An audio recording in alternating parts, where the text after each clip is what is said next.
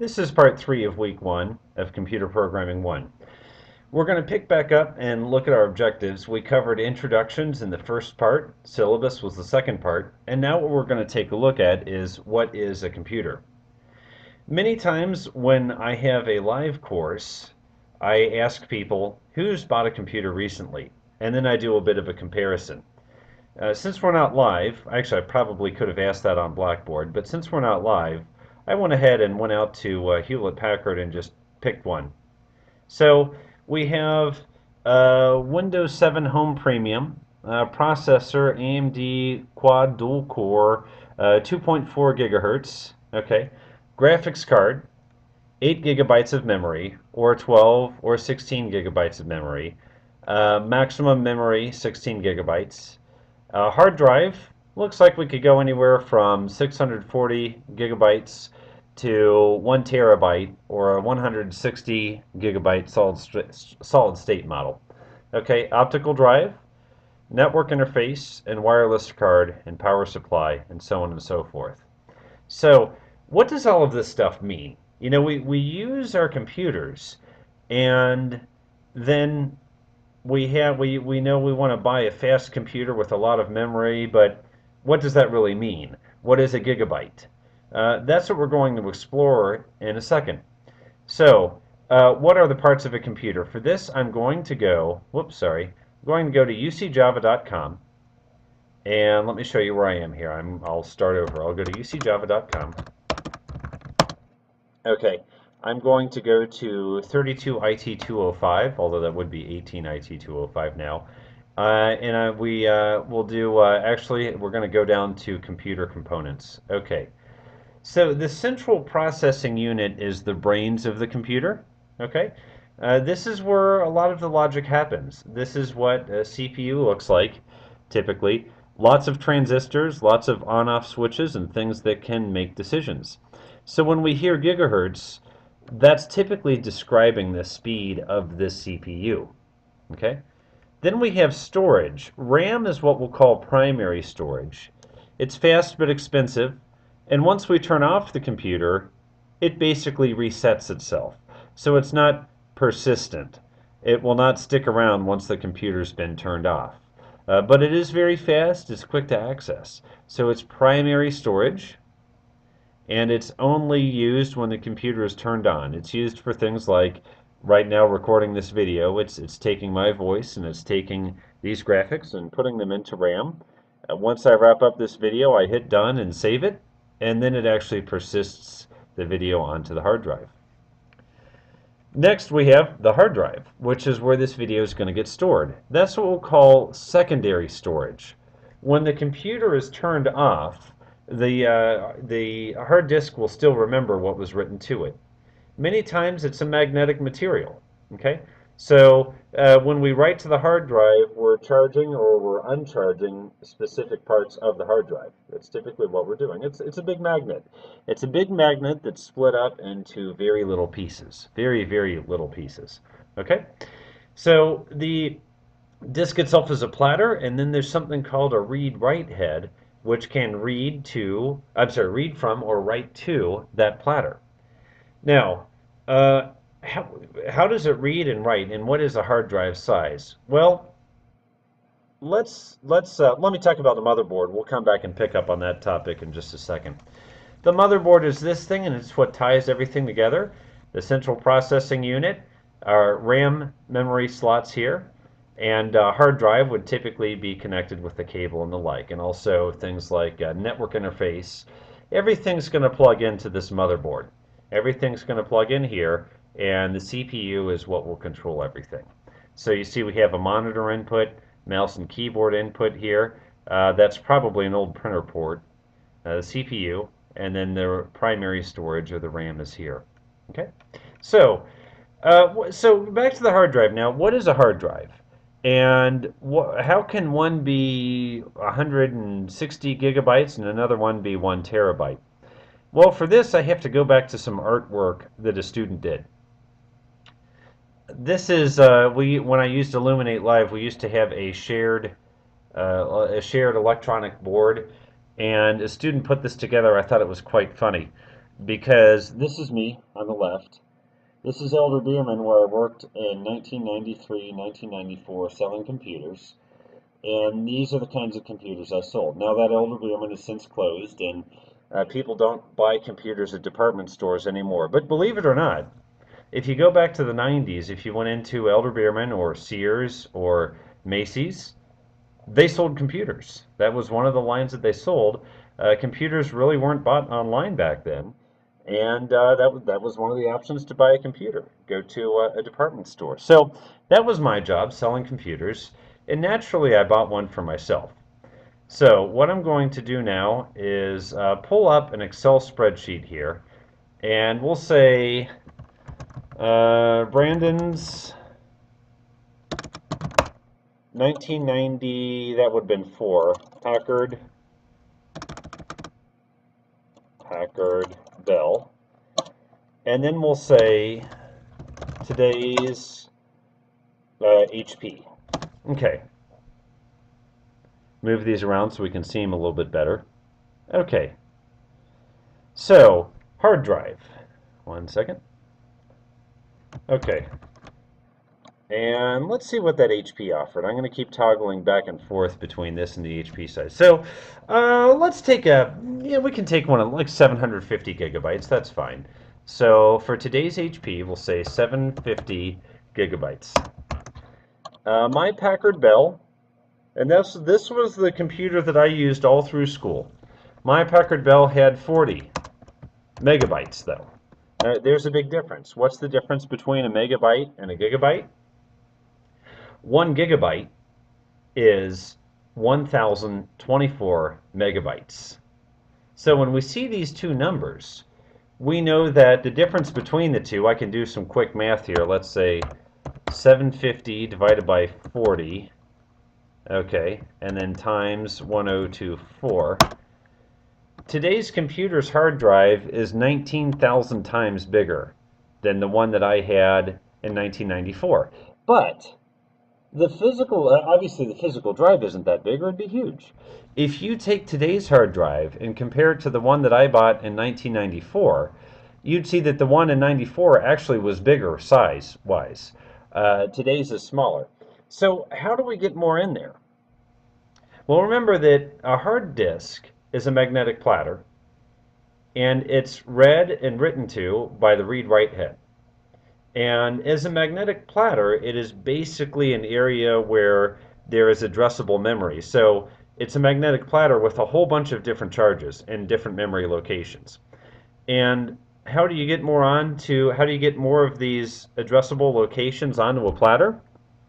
Well, you have to make that read-write head smaller and smaller. It has to have the capacity to read and write to a smaller and smaller piece of that hard drive. So my 1994 hard drive, the read-write head would read and write fairly large pieces, relative. I mean, actually they were microscopic, but relative to today, it would read a large chunk from that platter, and that would be a place in memory that would either have a charge or no charge. Today's hard drive, well, the read-write head is able to read and write to a very smaller piece of that platter, 1 byte at a time, or 1 bit at a time. So it's just a matter of precision. It's able to address a smaller portion of that hard drive, and because of that, it can fit more on. Okay, so imagine if we had Interstate 75. Right now, it's about 3 lanes. Well, if our cars got 50% smaller, we could fit 6 lanes. If they got 25% smaller, we could fit 12 lanes, and so on and so forth. Same thing happens with hard drives. These lanes where it would read and write information have just gotten smaller and smaller because the read-write heads have gotten more and more precise. Okay, let's take a look at the RAM, the primary storage. The Hewlett-Packard had, I think it was, we'll take the middle number again, 12 gigabytes of RAM. My Packard Bell had 4 megabytes of RAM. Again, that's by a factor of 10,024, so the actual difference in size is 12 divided by 4 times 1024. Hopefully, I'm doing this math on the fly, so hopefully I'm doing it right. 1024. So today's computer can hold 3,000 more pieces of information than my Packard Bell could. Okay, the processor. There was only one when I bought my computer, but nowadays 1.4 gigahertz. My computer was 25 megahertz. Okay, and we go on and on. Modem. Mine was 9600 baud. Today, what's a modem?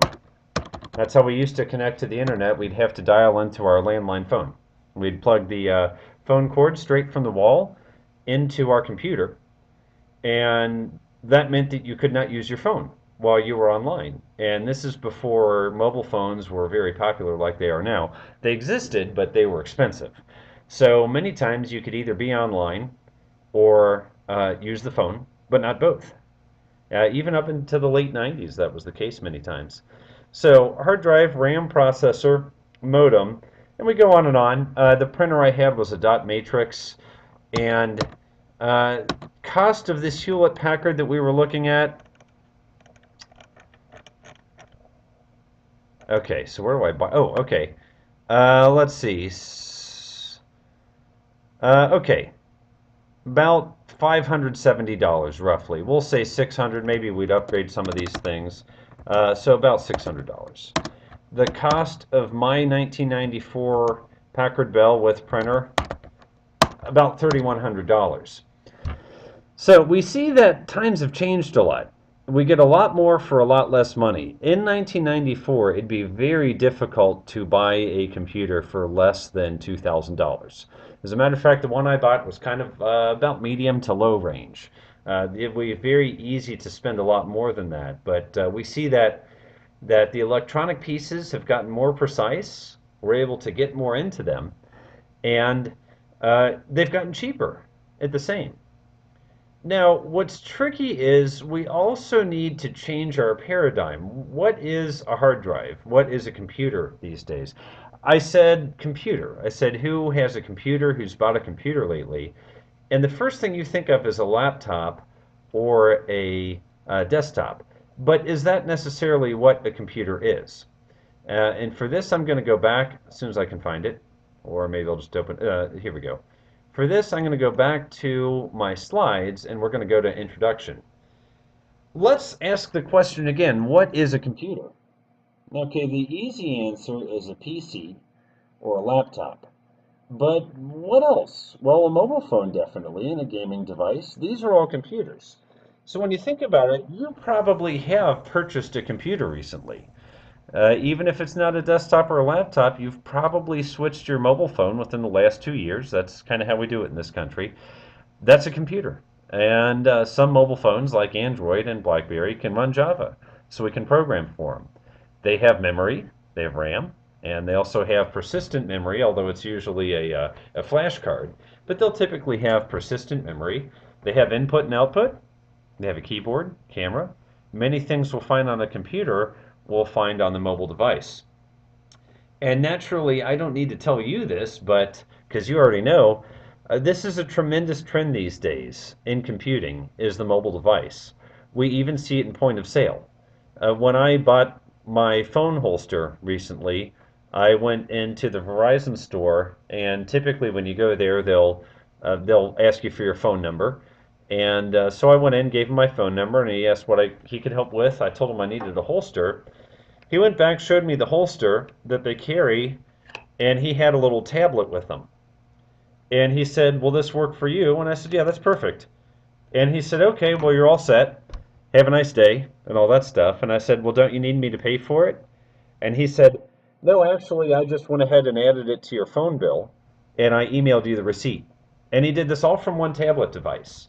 So think of how much money you can save if you don't need to buy a cash drawer, and you just have salesmen walking around with a tablet, and they can do an entire transaction straight from the tablet, just like that. And I was really impressed. So I went home, and sure enough, my receipt was emailed to me, and my phone bill was $20 more that week. Now, I mentioned that I work in point of sale. Verizon is not one of our customers, so that actually wasn't my software. But My employer does offer mobile point of sale, and you're going to start seeing that a lot more.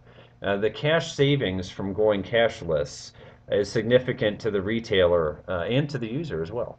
So anyway, this is a trend that's taking off, and that's great because when trends take off like this, it means a lot more jobs for us. So that's really great. Now, what can a computer do? It can run a lot of simple instructions quickly, but essentially, a computer's dumb. It just does a lot of simple things very quickly. We as programmers make it smart by telling it what simple things to do very quickly. Okay? So, uh, one thing is that computers typically are flexible because they can be programmed. They're not preset with instructions that can't be changed. They can definitely be programmed. And so that's what we do.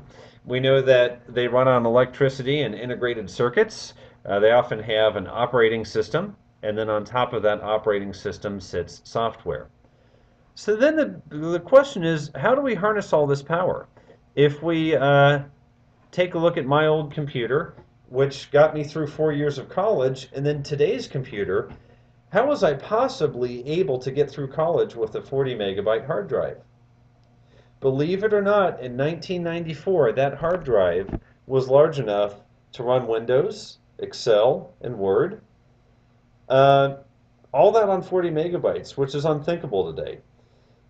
A lot of the difference is that we've gone to a multimedia world now. We've gone to a world of multimedia, which is where we have pictures and sound and things like that. We can look at YouTube. Those things wouldn't be possible on an old computer.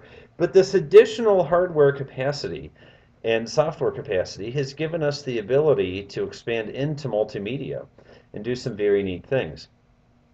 The trick is, to do that, we live in an analog world, and we have to convert this to a digital world. And why is that? Well, analog means we can see variations. In other words, you can see, say, pink and light pink and dark pink and things like that. You can see a gradient of color.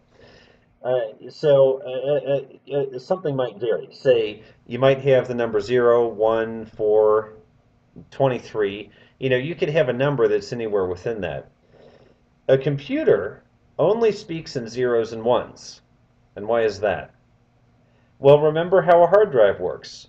A hard drive is a read-write head sitting on top of a magnetic platter. And what it's doing is this platter is spinning, and the read-write head, if it's reading, it's looking at the magnetic particles on this to see if they're charged or not. So it only has a simple question: are you charged? That answer has a yes or no answer. That question has a yes or no answer. Either it's charged or it's not charged. So, yes or no, true or false, or as we say in computing, 0 or 1. So, when we save a picture, it's not like it's taking that image and putting that image onto the hard drive. It's actually converting that image to zeros and ones and putting those zeros and ones on the hard drive. And the way it's doing that is if it sees a 1, it charges the particle. If it sees a 0, it uncharges the particle, essentially. So, computers operate zeros and ones, charged or not charged, or is there an electronic pulse or no pulse? So it takes a lot of these zeros and ones to make up a picture or a sound or a movie or anything like that. It takes a whole lot of zeros and ones. And so how do we do it? Well, again, we live in an analog world. We live in a world where you can have numbers that are 10 based, so you can have the number 1, the number 5, the number 10, the number 15, 23, whatever number you want. Somehow we have to be able to convert the number 23 to zeros and ones. How do we do that? Well, there is a trick, and this is where binary programming comes in. Okay, I'm going to try and resize this. I put together this spreadsheet. It's going to be a little tricky to try to get it all on screencast here, but I'll do my best. Let's see, I might need to, I'll tell you what I'll do. I'll resize some of these columns here, so just a moment. Okay, there's a very interesting property of the number 2. Let's see what that property is.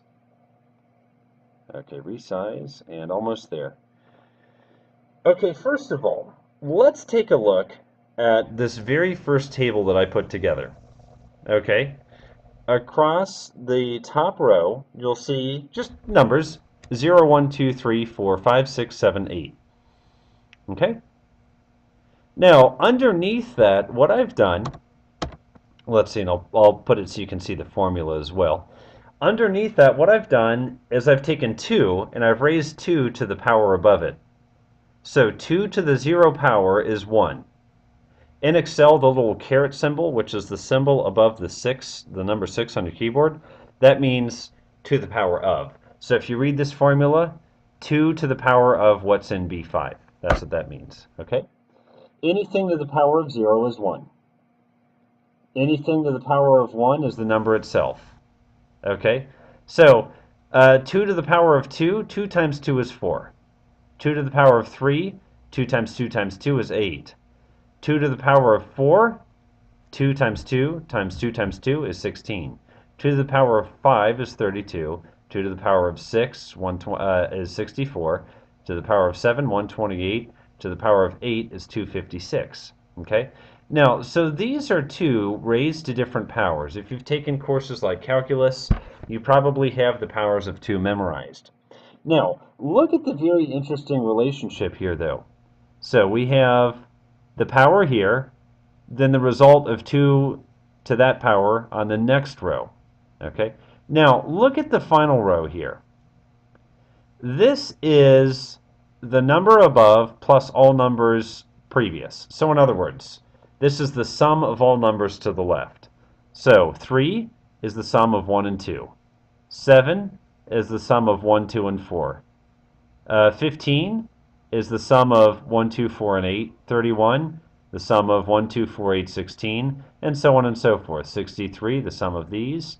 127, the sum of these. 255, the sum of these. Okay? 511 is the sum of these. Okay? So the third row shows the sum of this number and all numbers to the left. Now, take a look at this for a second and tell me if you see a pattern. Compare this row, which is the power of 2, with this row, which is beneath it. Compare those two and tell me if you see a pattern. The interesting pattern here is not only is this the sum of these two, but also this number is 1 less than this number in all cases. 7 is 1 less than 8. 15 is 1 less than 16. So the power of 2 is the sum of all previous powers of 2 plus 1.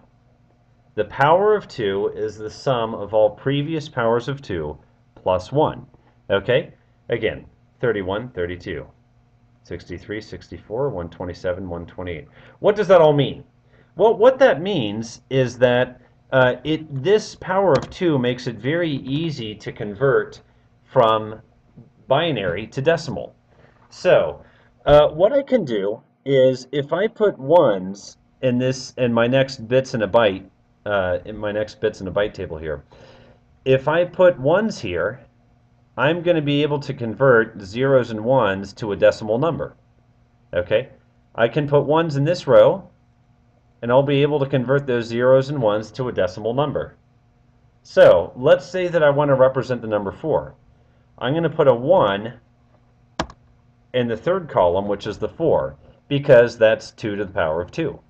And notice that the binary number, you know what? Actually, I just realized I have this in reverse, but not, shoot. Yeah, I do have it in reverse. 1 second. I'm going to rearrange this table. Just 1 second. I'm going to hit pause. Okay, I made 2 corrections there. Number 1, there are 8 bits in a byte. My spreadsheet had 9 bits. Well, that still would be mathematically an equation. I wanted to show it as a byte would be shown. Secondly, I had the 2 to the 0 power, which is 1 on the left, and 2 to the 7th power, which is 128 on the right. That's reversed. Bits in a byte are arranged this way. Typically, 2 to the 0 is on the right, and then we increase going left. So I wanted to show that so that we could kind of get a better idea of how this is going to work. When I say a bit, A bit is a single addressable piece of memory that can be on or off, or in other words, a 0 or a 1. A byte is made of 8 bits. A kilobyte is made of 1024 bits. Bytes. A kilobyte is made of 1024 bytes. A megabyte, 1024 kilobytes. And a gigabyte, 1024 megabytes, and so on and so forth. So when you see a 500 gigabyte hard drive, let's think about how much that would be.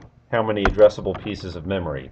Well, there are 8 bits in a byte, and then there are 1024 bytes in a kilobyte times 1024 bytes in a megabyte times 1024 megabytes in a gigabyte.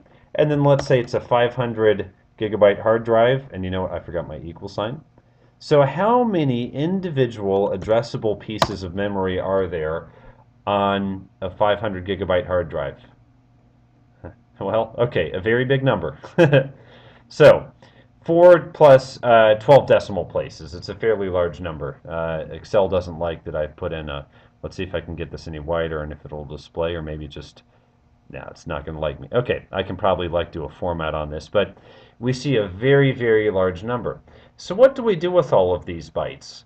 Well, or bits. Once again, we need to convert from zeros and ones to numbers that we as humans can understand. Because once we've done that, then we can write programs in our language, not the computer's language. So let's say on the hard drive I have a byte and I want to represent the number 4. If I do that, I'm going to turn the 4 location on, and we see the number computed is 4. So the bit representation for a 4 and 1 byte is going to be 0. Let me highlight the 0, 0, 0, 0, 0, 1, 0, 0. If I have 1 byte, which is 8 bits, I'm going to put a 1 in the 2 to the second power column, in other words, the 4, and that's going to give me a 4. Well, that was easy, but that's because I'm representing a 4. Let's say I want to represent a number that's not a direct power of 2. Let's say that I want to represent a 5. Well, the nice thing about binary system is it's an easy conversion to decimal. There is one and only one way to get a decimal number, a specific decimal number, from bits in a byte. It's one and only one way. The only combination of zeros and ones to get a 5 is this. 0, 0, 0, 0, 0, 1, 0, 1. And why is that? That's because to get the number 5, we're adding a 4 and a 1. Okay? And that will give us the number 5, adding a 4 and a 1. Now let's say that we want the number, let's see. Let's say we want the number 13. I'm going to turn on the 8, and I'm going to turn on the 1. And if you see what my spreadsheet's doing here, if I put a 1 under a power of 2, it takes that number and puts it in this final row.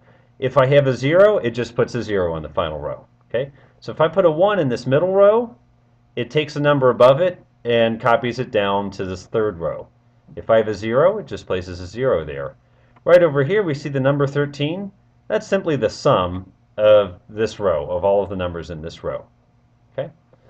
So if I want the number 15, 4 zeros followed by 4 ones. Because I'm saying I want the number 1, 2, 4, and 8. If we sum those together, 8 plus 4 is 12, plus 2 is 14, plus 1 is 15. Okay? What's the biggest number I can store with 8 bits? Let's find out.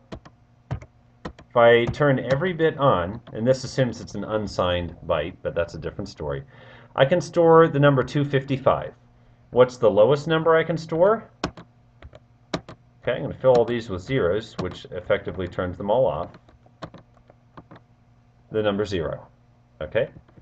If I want to represent the number, let's say 25, I'll get a 16, an 8, and a 1, and that'll give me the number 25. Or, put another way, if I have 0, 0, 0, 1, 1, 0, 0, 1, what does that number represent in decimal? Represents the number 25. If I have 1, 0, 0, 1, 1, 0, 0, 1, it's the number 153. If I have 1, 0, 1, 11001. It's the number 185. So this spreadsheet will convert zeros and ones to a decimal number. Now, you might wonder, earlier on I was saying how would I represent the number 25, and I just automatically put in for the number 25 a 16, an 8, and a 1. Whoops, went too far on that one. 16, an 8, and a 1, that gave me 25. How did I know that, though? Well, to be honest with you, I've been working with this system for many years now and have almost all the numbers memorized. Or at least I can pretty quickly come up with what they will be. But it's actually not too bad. In this case, in this second grouping here, in the second table, we're turning binary into decimal. But remember, the magic of this power of 2 means there's exactly one way to turn a certain decimal number into binary, and there's exactly one way to turn a certain binary number into decimal. Okay? So on the third table, what I can do is I can put in any number less than 255. So let's say 200. When I put in that number, the table on the left is going to populate and show me what the binary equivalent is. And there we go. Okay? The binary equivalent of 200 is 1100100. And this formula is pretty simple. I just threw this spreadsheet together right before the lecture. What we do here is if we start with the number 200, what this table is doing is it looks at this number and it says, is that number less than or equal to this number? If so, put a 1 in the middle row, then take the input number, subtract that, and that's what's left over. Okay? Now, next number. Are you less than or equal to this? If so, put a 1 here in the middle row, and then take this number, the previous result, subtract this number, and put the remainder down in the last row. Now, 32, are you less than 8? No. So we put a 0, we just carry the number over. 16, are you less than 8? No. We put a 0, carry the number over. 8, are you less than or equal to 8? Yes. So we put a 1 there. 8 minus 8 is 0. And there's no more work to do. So it's honestly a pretty simple equation. I know it seems like a lot of goofy numbers, but you could put in here any number, and the table will update. You see I put in 150, 100010110. So you can put in any decimal number and it will convert it to its binary equivalent. Let's check ourselves. Let's make sure my simple formula worked. I'm going to do 1. I'll take what I'm going to do is I'm going to take this binary number here and I'm going to copy it 1 bit at a time to this row here. So 1 0 0 1 0 1 1 0. And these two numbers should now match, and sure enough they do. 150 by putting in the binary equivalent or put in the decimal, have it figure out the binary. So this is how we store numbers on a hard drive. And essentially that's what we're storing on a hard drive. And by the way, I'm going to make this spreadsheet available on Blackboard. Probably is a good tool to have because we very likely will have a quiz question that asks for binary to decimal conversion. And if you wish to use the spreadsheet, you certainly can. You just have to know which table to use. If I say, what's this binary number in decimal, you have to plug in the zeros and ones here. If I say, what's this decimal number in binary, put the decimal number here and it will figure out the binary above, to the left actually. So, this will give us numbers. Once we have numbers, suddenly we have this idea of shades. For example, in colors. And shading is analog. Okay? Shading is analog. So, let me step back for just a moment. With numbers, we can store numbers on a hard drive, and that's a given, right? If we can convert a decimal number, or in other words, a whole number, an integer number, I should say, if we can convert a 10 base number to a 1 base number, a 0 and 1, then we can store numbers on a hard drive. Okay, great. Now, what about letters? Well, for that, it's not too bad. For letters, it's not too bad. I'm going to go again to a worksheet over here. We'll go to sheet 3. For letters, we just have to map them. Okay, let's say we have letter A, B, C, D, E, F, G, H, I, J, K, L, M, N, O, P, Q, R, S, T, U, V, W, X, Y, Z. There we go. Oh, shoot. See, that's what happens when I don't look at what I'm doing. I had to, I probably could have actually typed that, but, okay, so F, there we go, and G, and there we go. Okay, now let's make a map. I'm going to put 1, and then I'm going to put equals that plus 1. Okay. And copy this down. Oh, that didn't work, did it? Oh, you know what? Okay, I see what I did. Okay, equals that plus 1. And now I just need to take this and copy it down. Okay. Okay, there we go. Now let's say if we see a 1, it's an A. If we see a 2, it's a B. If we see a 3, it's a C. If we see a D, it's a 4. If we see an F, it's a 5.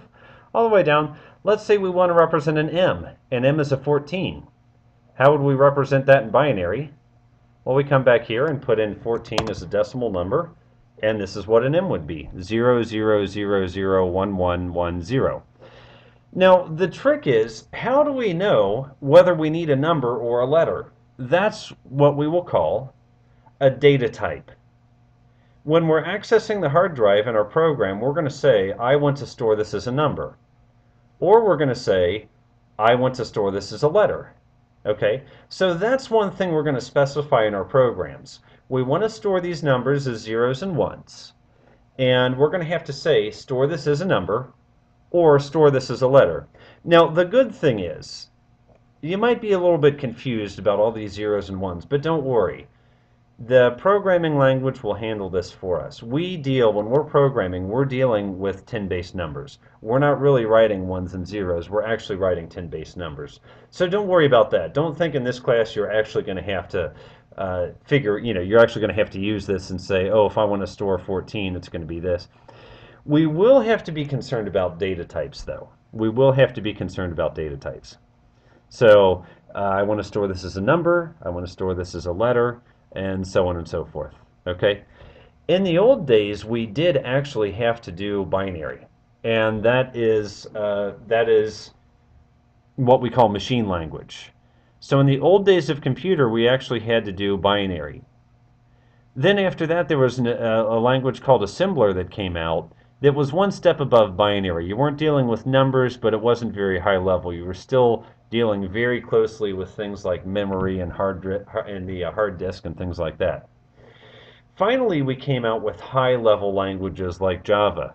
With Java, and I'll write a Java program in a future segment, with Java we're actually writing words and things like that that make sense. So this exercise that we're looking at now is so that we can relate our programs to what's actually on the hard drive. So that if somebody says, will 200 megabytes be enough? We can figure out, okay, just roughly, what can 200 megabytes store? Okay, we know that 1 byte can store a number up to 255. Okay, we know that we can use that number as a number, or we can take a map of letters and convert it to numbers. Now, is this legitimately how that map works? Is A really 1? To be honest, anymore we don't really care. It doesn't matter. We let the programming language handle that for us. But what's interesting is that there are 2 encoding standards. Actually 3. I'm sorry, 3 big encoding standards that we know. There's one of them called Ascii, and that is the American Standard Code for Information Interchange. And then there's one called EBCDIC, like so. This is something, why are there 2? This is something that we're going to see a lot in computing. There are usually 2 kinds of companies, the dominant company and everybody else. Think to yourself right now, who is the dominant company in computing? I would say you might have thought either Google or Apple. Let's go with Apple. If you have an Apple product, can you go to Radio Shack and get all the cords and parts and pieces for it? Or can you take an Android charger, use it in your phone? No, Apple made a lot of proprietary cords and they made a lot of proprietary interfaces, which is convenient for them because that means that you have to buy all the cords from them. Now, everybody else in the world will use things like a common micro USB to plug into the laptop and so on and so forth. Okay, now go back, say, to the 90s. Who was the big player in the 90s and who was everybody else? The big player was Microsoft. And then there was everybody else. Microsoft had a lot of its own standards in computing, like COM and DCOM is what they used for remote computing, where everybody else used something called Corba, which would let you talk with any programming language. Now, go back to the 70s and the 80s, who was dominant then? Then it was IBM. Ascii is a standard that everybody used but IBM. So this is everyone but IBM. Whoop. Okay. Excel is incredibly slow today. And then EBCDIC was IBM. Okay, it's exactly what we saw with Microsoft in the 90s and Apple now, where they're the open standards, but then the person who is in charge, the person who has the biggest market share, many times will do a proprietary extension, which number one means you have to buy the parts from them, and number two makes it hard to switch away from them. I'm not saying it's right or wrong. It's just a business practice that we see over and over again in computing. So ASCII was a map that everybody except for IBM used. And what it did is it took the capital letters and it would map them out like this. And then it has to count lowercase letters differently. So after the letters E, and how did I end up with so many letters? Somehow I added, oh, I have two X's. Okay, there we go. So after the letter Z, whoop, let me try it again. After the letter Z, then it would then it would start doing lowercase. So I can pull this down. There we go. And then lowercase a, b, c, d, e, f, g, h, I, so on and so forth. EBCDIC simply swapped these two. So uppercase A in ASCII was a lowercase a in EBCDIC, but unfortunately the two were not compatible. And again, that was kind of intentional on the part of IBM to make it hard to leave their product, to make it hard to go to a competitor. So that's the way things used to work. Now, which of these do we use today? And the answer is neither. Today we use something called Unicode. ASCII and EBCDIC primarily would store letters in 1 byte. Now remember the exercise we just did. How big is a byte? How many numbers can we store? What's the largest number we can store in a byte? The largest number is 255. So if we take the capital letters, the lowercase letters, and all the symbols on the keyboard, can we fit that into 255? That's a tricky question. And the trick is, whose keyboard? When this was invented, we kind of had a snotty attitude that the only letters we'd ever need to represent are the letters used in the English language. In reality, that's not the case. So we've come out with Unicode. Unicode is 2 bytes. Okay, Unicode is 2 bytes. So what's the largest number we can store in Unicode? We can store anything from 0 to about 6,500. Well, I can tell you what it is. It's 2 to the power of 15. So the smallest number we can store is 0. The biggest number is 2 to the power of 15. Oh, shoot, I forgot my equals again. 2 to the power of 15. Actually, I'm sorry, 2 to the power of 16. Well, that's tricky. 2 to the power of 16 minus 1 actually is really the max we can store. But 65,535. So that's the maximum number of letters and characters that we can store in a 2-byte system. It's going to take up more memory because each word is going to take twice as much memory because each letter is going to be 2 bytes. But it is internationalization friendly. And for that, I have to go back and tell a story. And I realize this lesson's going a little bit longer than normal, and there is still more I need to do. This lesson is going a little bit longer. There's more I need to do, but this is one we kind of need to do it all in one sitting. So this takes me back to Monterrey. And I noticed in Monterrey, Mexico, that some people had Mexican keyboards. In other words, it had the letters that we don't have in English, like ñ, the N with the tilde on top. And I asked them about that. I asked them what it was like using the Mexican keyboard. And one of the things that they mentioned is that they actually prefer an American style keyboard. And I said, even though for the Enya they have to do some real tricks to get an Enya to print, I said, why in the world would you prefer that?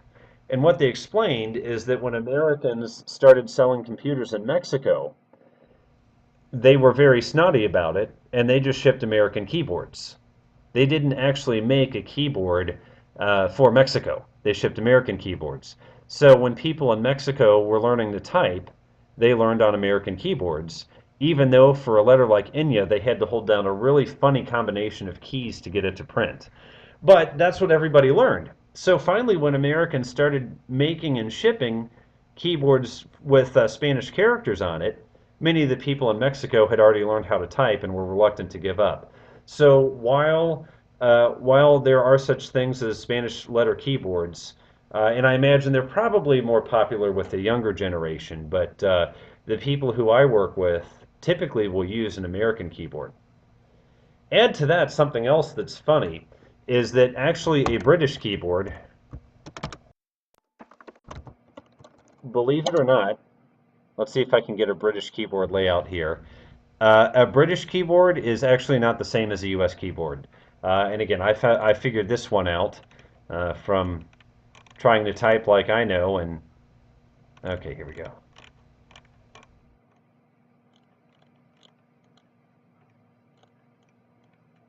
Okay, we're getting here.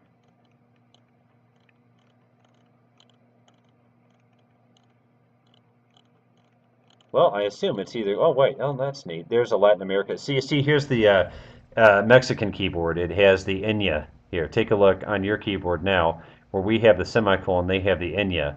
Then they have the square bracket and curly next to the Enya, and the enter has been rearranged. So this is entirely different. This is entirely different than a US keyboard, mainly over here. But again, a lot of people in Mexico actually prefer the US layout because that's where they learn to type. Let's take a look at the United Kingdom keyboard. The United Kingdom, even though it's the same alphabet we use, look at where the enter key is and take a look at the L. They have a couple extra characters squeezed in here that we don't, and then they have the slash down here next to the Z and the small shift key.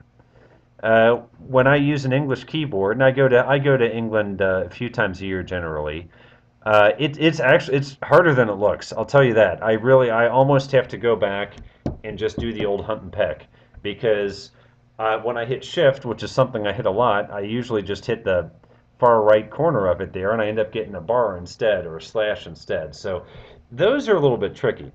Now, you might think I'm rambling a bit, but there is a point. And what's that? Well, again, where am I here?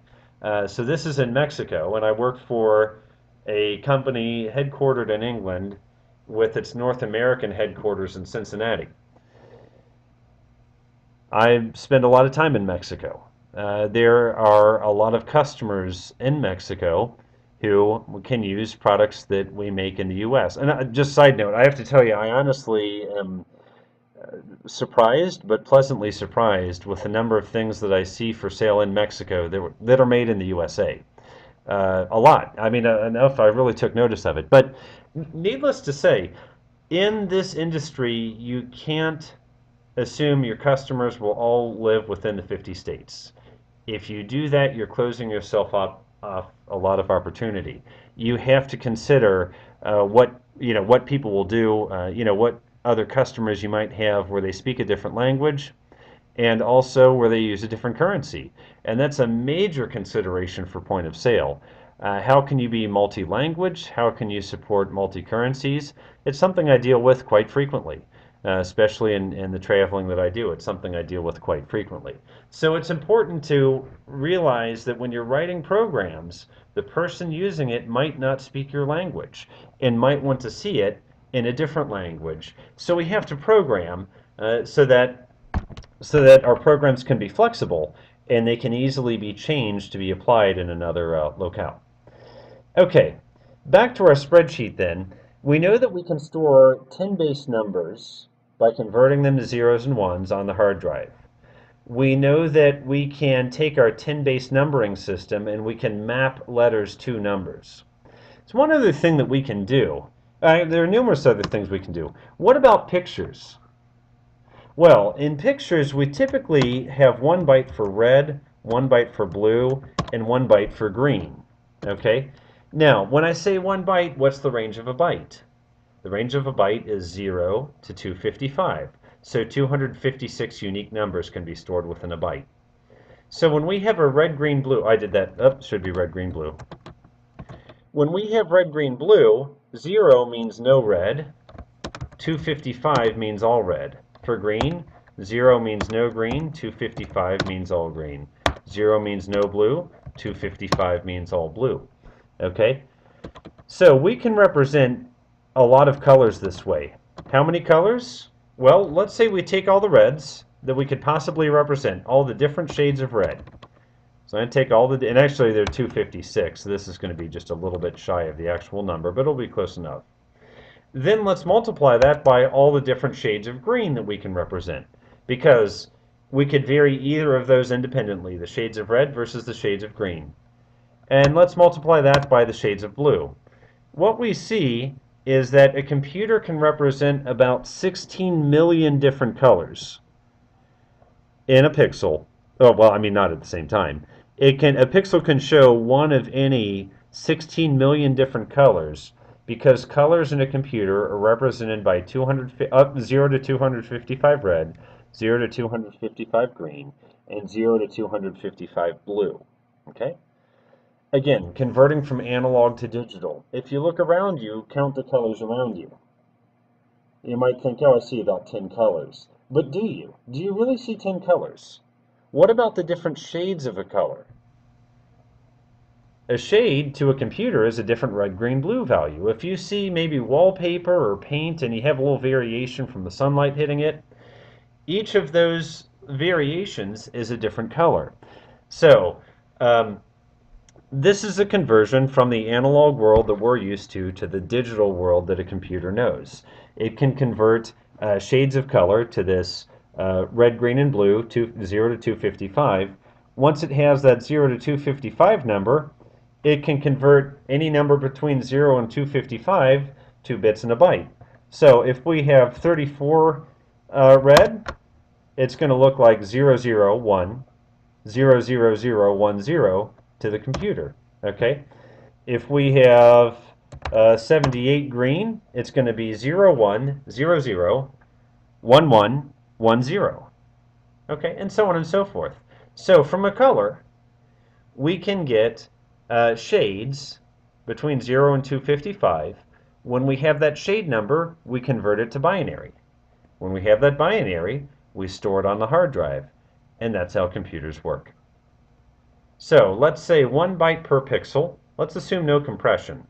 Let's say we have a picture. And let's see, I'm currently recording at 800 by 600. 800 by 600. And each color, each pixel that you're looking at requires 3 bytes. One for red, one for green, one for blue.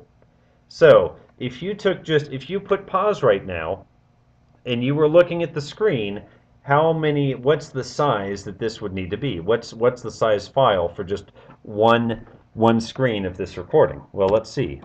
I'm going to take 800, I'm going to multiply it by 600, and I'm going to multiply that by 3. A lot. That's what about, I'm seeing where the comma is. That is, let's see, there's our kilobytes. So it's 1440 kilobytes, 1.4, roughly 1.4 megabyte. Now that's per screen. That's per screen. I don't know how many screens per second or how many frames per second that this software uses, but then multiply that by the number of frames in a 60-minute long recording, and we see how this file can get very large very quickly, okay? Because each of these individual pixels can be addressed that way. Okay, one final example, and then I'm going to move on to, one final example. This example will take a few minutes, but after that I'm going to stop this recording and then we'll start a new subject. Okay. So we know about colors. Now I told you that I have a hobby and now a degree in horticulture. And one of the things I've done is I put together this plant website where you can search for plants. Now, an interesting thing about plants and horticulture is that people who deal with plants spend a lot of time outside. Therefore, they don't spend a lot of time behind a computer. And so there's tremendous opportunity here because the field of horticulture is kind of a little bit behind, a lot of other fields. So that's part of what I wanted to capture with this website. If I search for magnolia, I'll do that again. Let's search for magnolia, and let's say Virginiana. I'll just start with that. Whoops. Oh, let's just do magnolia. I think Virginiana is actually a variation, but there you go. So we can put in magnolia. There are a lot of websites that will let you do that. Okay. One of the things that we wanted to have as an advantage over other plant websites was a very sophisticated search. Okay. And so, we'll search by genus, species, cultivar, and common name. What kind of plant is it? What's its size? What's the availability? Is it something you can find anywhere? Or is it something you have to special order? Something that nobody really propagates? When does it bloom? Okay. How does it do in full sun, deep shade? Is it native? Does it have edible parts? So part of what we wanted to offer that a lot of other websites do not offer is a very thorough search. And it's a little bit tricky because it is a catch-up game. Many times the other websites that serve a similar clientele, like Dave's Garden. I mean, honestly, as Plant Places, Dave's Garden is probably the biggest competitor. They're always, I think our search is better than theirs, but they're always catching up to us. So we always have to stay one step ahead. One of the things that we did is we did a color match search. And the concept here is that you can pick a color and it will show you plants that have that color. Okay? So I pick a very strange fuchsia color and I come back with Calycanthus, which has that strange fuchsia color. Now, part of this is kind of an educational experiment too, because notice that not only do I have the color that we see, but I also have the numbers of red, green, and blue that are actually stored on the computer. Okay, let's pick something like a light pink here, and let's say we want something that's in bloom, say right around April 15th, and let's see what we get. And here we go. That's a great time for magnolias, and sure enough, every plant that you see here is going to have some shade of that light pink. Okay. Now, guess what? This is a program, just like any other program. It's running on the computer, and it's doing the search. But it has to transition from what we see, which is color, to a decimal. It has to do that transition. And how do we do that? Well, I'm going to take a plant here. This is a plant that I saw in the United Kingdom. Okay, I'm going to take this and I want to index some of these colors. This plant is called Lonicera sempervirens. I'll just go ahead and search for it. I'll show you how I found this. So, Lonicera sempervirens. Okay. Trumpet honeysuckle, one of my favorites. Notice that this one doesn't currently have any color search associated with it. But I'm going to grab this picture right here, which has some very interesting colors. I'm going to save it. Oh, I actually already did save it. I didn't realize that. Okay, that's okay. Well, I could save it again if I wish, but I'll go ahead and just grab it. Now, I'm going to go to a program that I wrote. And part of the trick here is that we need to be able to not only allow people to search for a color, but we also need to be able to capture color and store them. So what I'm going to do, this is a Java program that I wrote several years ago. I'm going to choose Open Picture from PC, and I'm going to find my Lonicera sempervirens. If I'm lucky. Yeah, Jones be my, okay, I know what I need to do. I need to go to UC.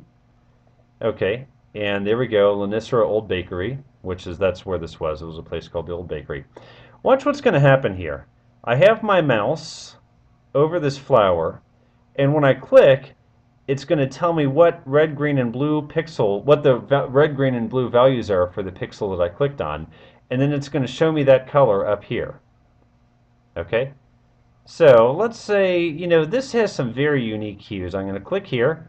Notice that it gave me the red, green, and blue. It said it has 217 red, which is a lot of red because that's out of 255 possible. 107 green, 144 blue, and that's the color that we get. So from the analog world, we convert this to three numbers. There's three numbers we can convert to bits, and bits we can store on a hard drive as a set of zeros and ones. So I'm going to choose Save Color. Okay. Now that I've done that, I'm going to go back to plantplaces.com and I'm going to hit refresh on this page. Notice something that's different. This color is now associated with this plant. Okay. Let's go back and get some more colors. Let's see, and I'm going to put a description here. I'm going to say flower. That's fine. We'll get this orange. There we go. Kind of a peachy orange. Let's see if we can get one. That'll work. Save. Okay. I'll get, that one's kind of out of focus, but let me see if I can get the yeah, that'll work. Kind of a light yellow.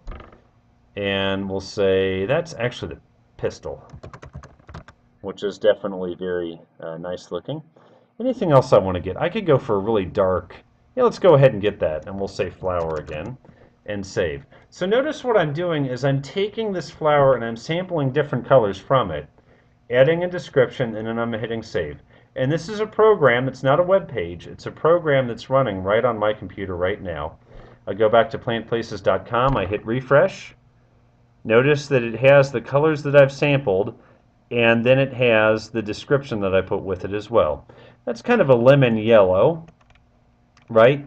So let's go back, search plants. Let's try to search this time on kind of that lemon yellow color. I'm going to say it was roughly, that's a tricky one. That's a tricky one. I'm going to say it's because it was kind of a greenish color, and I don't remember the actual number. Let me try it with this color here. Let's see if this color gives us our Lonicera.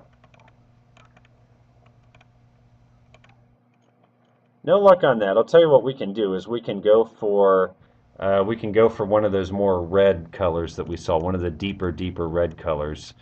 Those are a bit tricky as well. It's kind of a sandy red there. What it actually does is it will go, that might be too red. It actually gives a little bit of a tolerance. So it will, so if I pick a color, it will search for that color or anything within about 10%. Well, in any case, I won't waste too much time on this, but if we found the right rough color here, it would then pull up that Lonicera in our search results. So this is a way that we're able to use technology to basically have an advantage in search. But at the end of the day, even though we're looking at colors, colors are converted to numbers, 10 base numbers. Numbers are converted to bits, or bits and bytes, and then bits can be stored on a hard drive. Once those are stored on a hard drive, we can use that for searching. So I've gone past the hour mark. I'm going to finish this presentation up and save it, and then I'm going to go to a third presentation, which is actually, or a fourth presentation at this point, which is how to actually write a Java program. So I'm going to save this, and then we'll be back in a moment. Thank you.